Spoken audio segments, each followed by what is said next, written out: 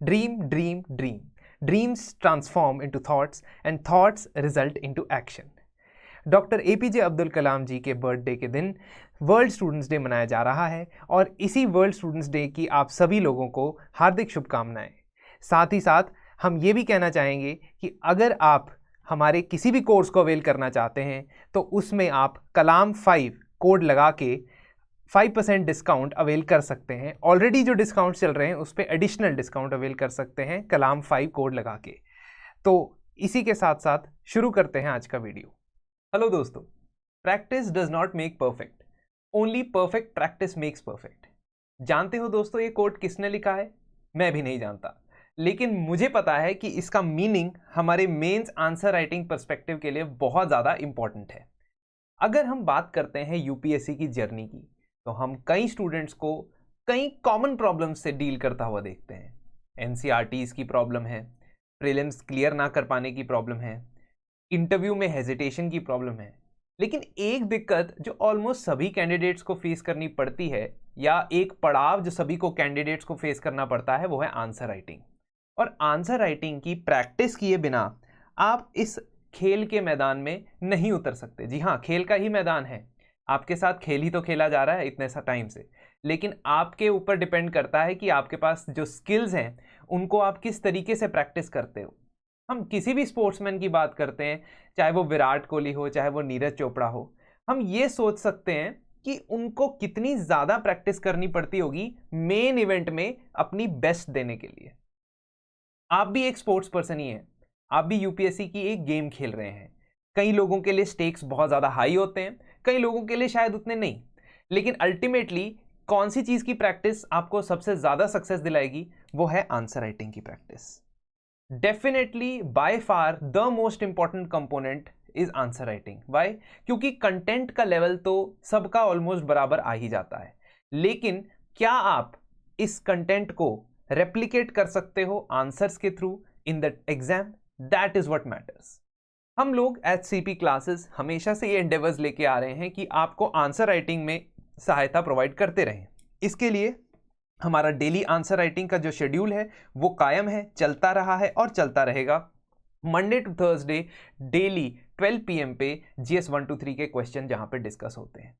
But उसके अलावा अगर आपको एक लिमिटेड टाइम फ्रेम के अंदर, एक शॉर्ट टाइम ड्यूरेशन के अंदर ज़्यादा रिजल्ट्स, रैपिड रिजल्ट्स चाहिए, 2023 के एग्जाम के लिए अगर आप एम कर रहे हैं, तो आपके लिए 2 प्रोग्राम्स यहाँ पे मैं लेके आया हूँ। और मेरी पूरी बात ध्यान से सुन लीजिए, क्योंकि इससे पहले कि I discuss the course, I will also discuss some of the things जो हमारे ऑब्जर्वेशन से हम अपने टेस्ट सीरीज में ऐड करते हैं। देखिए, हम पहली बात तो ये कि हम क्या टारगेट कर रहे हैं इस टेस्ट सीरीज के अंदर, कि हम टारगेट कर रहे हैं 1000 marks of general studies, 240 questions और मॉडल आंसर जो आपके रिवीजन नोट्स की तरह काम आए। क्योंकि हम कई बार समझते हैं कि लास्ट फ्यू डेज में मेन से पहले हमारे पास बहुत ज़्यादा मटेरियल हो जाता है रिवाइज करने के लिए। तो इस तरीके से इस सीरीज को डिज़ाइन किया गया है कि आप रिवाइज करते टाइम इन मॉडल आंसर्स को ही रिवाइज कर सकते हो, जिससे बहुत ज़्यादा थीम्स डिस्कस हो जाएंगी। क्योंकि टॉपिक से ज़्यादा थीम्स इंपॉर्टेंट होती है मेंस के लिए।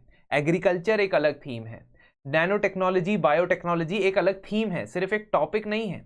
तो वो थीम जो है वो GS 1, 2, 3 सभी जगह अप्लाई हो सकती है, और GS 4 में भी, एथिक्स में भी अप्लाई हो सकती है। तो ये चीज़ें, इंटरकनेक्टेडनेस कैसे लानी है, एग्जाम्पल्स कैसे लानी है, केस स्टडीज़ को कैसे इन्वॉल्व करना है आंसर्स में, वो मैं हर एक क्वेश्चन जो डिटेल में डिस्कस करता हूँ उससे आपको आइडिया लगेगा। तो ये 12 टेस्ट की जो टेस्ट सीरीज है दोस्तों, इसको आप अवेल कर सकते हैं 6999 से। और इस में आपको ये सारे फीचर्स, जहां पे मैं keyword, structure, case studies discuss करता हूं, हर एक क्वेश्चन का वीडियो सोल्यूशन डिस्कस करता हूं, टाइमली इवैल्यूएशन करवा के आपको देता हूं, और साथ ही साथ आपको अवेलेबिलिटी या फ्लेक्सिबिलिटी काफ़ी ज़्यादा है। क्योंकि हम जानते हैं हमारे जो कैंडिडेट्स हैं वो सिर्फ फुल टाइम स्टडी वाले नहीं हैं, वो ऐसे लोग भी हैं जो साथ साथ अपना प्रोफेशनल करियर परस्यू कर रहे हैं, और करना भी चाहिए। एक लेवल के बाद फुल टाइम प्रिपरेशन आपको कहीं नहीं लेके जाएगी। You have to work simultaneously accordingly. आपकी लाइफ की अलग रिस्पॉन्सिबिलिटीज़ भी हो सकती हैं। तो आपकी यूपीएससी की जर्नी को आसान करने के लिए हम ये टेस्ट सीरीज आपके लिए लेके आए हैं, जिसे अवेल करने के लिए आप यहाँ इन नंबर्स पे बात कर सकते हैं। अब आगे मैं बताऊं तो हम किस तरीके से चीजों को डील करते हैं, एक उसका मैं एग्जांपल दे देता हूं आपको। पॉलिटी एंड गवर्नेंस GS2 के अंदर जो टॉपिक है, पॉलिटी एंड गवर्नेंस में हम ये ऑब्जर्व कर चुके हैं यूपीएससी के अंदर कि there are a lot of trends. देखिए, यूपीएससी में ट्रेंड शब्द बहुत ही मिसनॉमर होता है, क्योंकि यूपीएससी ट्राई करता है कि वो कोई ट्रेंड ना बना सके ताकि हम लोग उसे प्रिडिक्ट ना कर सकें। और जनरली जो भी आपको पढ़ाएगा वो यूपीएससी के ट्रेंड की प्रति रिएक्शन दे रहा होगा आपको। ही और she will be reacting to what UPSC is bringing to the table. तो मैं कभी भी ये क्लेम नहीं कर सकता कि मैं प्रिडिक्ट कर दूंगा कि यूपीएससी ये क्वेश्चन पूछने वाला है। जो प्रिडिक्ट कर रहे हैं और जिनका तुक्का लग जाता है, वो भी आपकी कोई मदद नहीं कर रहे हैं उसमें। वो तो किस्मत की बात है कि हाँ, मैंने कह दिया कि ये वाला क्वेश्चन आएगा, 400 क्वेश्चन मैंने बोल दिए, इसमें से क्वेश्चन आ सकता है। That is a different perspective. आपको उसके पीछे नहीं भागना है, आपको ये चीजें देखनी है कि आपकी ऑब्जर्व करने की कैपेबिलिटी बढ़ रही है या नहीं, कि आपको कोई चीज ऑब्जर्व करके दे रहा है और आप उसकी स्पून फीडिंग ले रहे हो, है ना। आप एक सिविल सर्वेंट बनना चाहते हैं, IAS IPS में जाना चाहते हैं, क्या आपको वहां पे कोचिंग मिलेगी कि आप अगर एक जगह पोस्टेड हो गए और आपके डिसीजन लेने हैं तो आपको कोई बताएगा आके कोचिंग में जाके आप पूछोगे कि सर इसकी कोचिंग दे दीजिए? ऐसा नहीं होगा। ये डिसीजन आपको लेने पड़ेंगे, अपनी विजडम से, अपने विवेक से लेने पड़ेंगे। तो वो विवेक या विजडम आपको कैसे आएगा? जब मैं आपको सिखाऊंगा कि ये चीजें होती हैं कुछ जो हमने ऑब्जर्व करनी।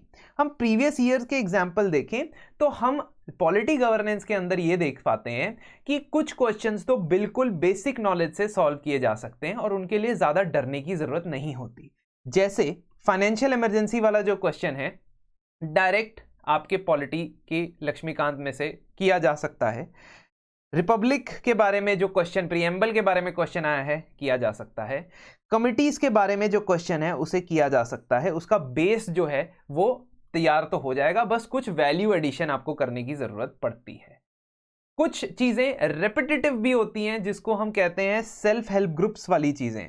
सेल्फ हेल्प ग्रुप्स वाला जो टॉपिक है गवर्नेंस में आता है, और हमेशा या तो माइक्रो फाइनेंस इंस्टीट्यूट्स या सेल्फ हेल्प ग्रुप्स या सिविल सोसाइटी, इसके इर्द गिर्द रिवॉल्व करते हुए क्वेश्चंस हमें कितने ही सालों में देखने को मिलते हैं। 2015 में, 14 में, 17 में, 21 में, 2021 के क्वेश्चंस, 2022 के अंदर बस एक बार ऐसा हुआ कि ये सेल्फ हेल्प ग्रुप या NGO नाम का जो क्वेश्चन है वो नहीं आया। बट क्या हम ये एक थीम की तरह ले सकते हैं? हाँ। क्या ये थीम हम कवर करते हैं टेस्ट सीरीज में? जी हाँ। क्या ये थीम हम अपने 48 डेज के प्रोग्राम के अंदर कवर करते हैं? बिल्कुल। तो एक बार अगर हम अंडरस्टैंडिंग करके, थीम को समझ के, उसके हिसाब से प्रिपरेशन करें और GS 1, 2, 3, 4 सभी के अंदर इसका इंटरलिंकेज करने की कोशिश करें, तो अगर ये खुद से आप करोगे और खुद से सारी रिसर्च वर्क करोगे तो शायद आपको टाइम लग जाए। और अगर आप टाइम लगाओगे ज़्यादा तो कंटेंट पढ़ोगे कब? इसीलिए इस चीज़ में आपको ईज ऑफ डूइंग प्रिपरेशन, है ना, ईज ऑफ डूइंग प्रिपरेशन को इम्प्रूव करना ही हमारा मकसद है। ईज ऑफ डूइंग बिजनेस की रैंकिंग्स तो ठप हो गई है, लेकिन ईज ऑफ डूइंग प्रिपरेशन अभी भी बढ़ाई जा सकती है। ईज ऑफ डूइंग प्रिपरेशन की रैंकिंग में आपको ऊपर अगर आना है या हमें आपकी मदद करनी है, तो उसके लिए 48 डेज का मेंस का आंसर राइटिंग प्रोग्राम हम लेके आए हैं। स्टार्ट तो ये हो चुका है 10 अक्टूबर से, बट आप इसकी खासियत जानें कि आप इसको कभी भी स्टार्ट कर सकते हैं, अवेल कर सकते हैं। बट मोस्ट इंपॉर्टेंटली, अगर आप जल्द से जल्द करते हैं तो सबसे पहली बात तो आपको ये डिस्काउंट मिलने वाला है अर्ली बर्ड कोड का इस्तेमाल करने के बाद। दूसरी बात ये है कि आपको लाइव डिस्कशंस जो मेरे स्टार्ट होने वाले मंडे से, where I will be discussing each and every answer and question along with the model answer, and I will be taking everyone's doubts. सभी के डाउट्स में उस सेशन, उन सभी 6-8 सेशंस में लूंगा, जो 8 हफ्ते तक हमारा प्रोग्राम चलेगा। 8 सेशंस में इसमें लूंगा और हर एक स्टूडेंट के जो डाउट्स होंगे उस प्रोग्राम के अंदर, उसको मैं एड्रेस करने की कोशिश करूंगा।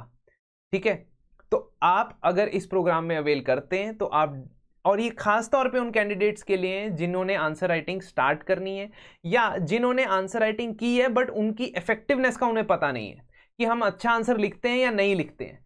तो कॉम्प्रिहेंसिवली डिजाइंड है, जिसमें बेसिक क्वेश्चन भी होंगे, एडवांस क्वेश्चन भी होंगे, और इसका जो शेड्यूल है मैं लिंक के साथ अटैच कर देता हूं यहाँ पे।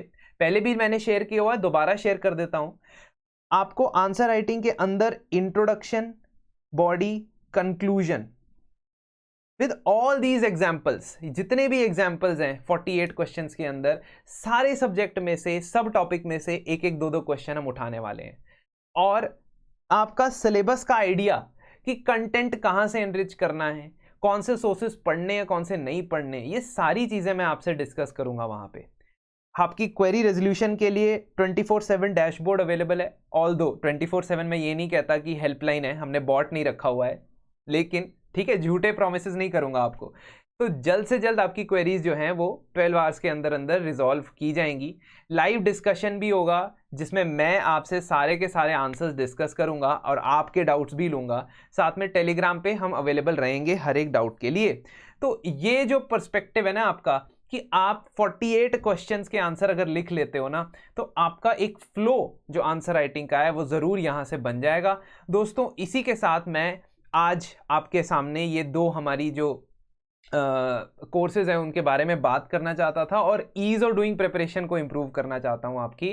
तो आप ज़रूर इन नंबर्स पे कांटेक्ट कर सकते हैं और डेली आंसर राइटिंग इनिशिएटिव में यूट्यूब पे तो हमारी मुलाकात होती ही रहेगी। तो बहुत बहुत धन्यवाद, thank you and see you next time.